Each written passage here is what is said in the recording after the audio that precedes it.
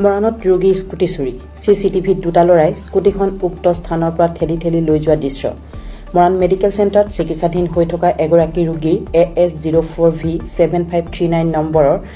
A125 Activa নীলা ৰঙৰ স্কুটিখন মেডিকেল চেণ্টাৰৰ সন্মুখৰ পৰা 17 মে প্ৰায় 6 বজাত চুৰি কৰি নিয়া ঘটনাই বাহন মালিকক চিন্তিত কৰি তুলিছে। উল্লেখ্য যে মৰাণ হেলাগাঁৱৰ কিৰণ নগৰৰ নিবাসী ঘনকান্ত ফুকনৰ পত্নী তথা অংগনবাড়ী কৰ্মী জয়ন্তী গগৈ ফুকনৰ স্বাস্থ্য অৱস্থা ভাল নোহোৱাত চিকিৎসকৰ পৰামৰ্শ মতে মৰাণ মেডিকেল চেণ্টাৰলৈ সন্ধিয়া নিজা স্কুটিখনেৰে এজন চিকিৎসকৰ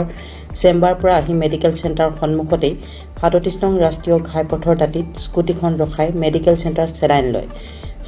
4 ঘণ্টাৰ পিছত ওলাই আহি স্কুটিখন ৰখোৱা ঠাইত নাপায় বহু সময় ধৰি বিচাৰ কুচাৰ কৰি নাপায় মৰাণ থানাৰ আৰক্ষীক অৱগত কৰে। পিছদিনাও ক'তো কোনো সংহত্ৰ নাপায় থানাত লিখিত এজাহাৰ দাখিল কৰে।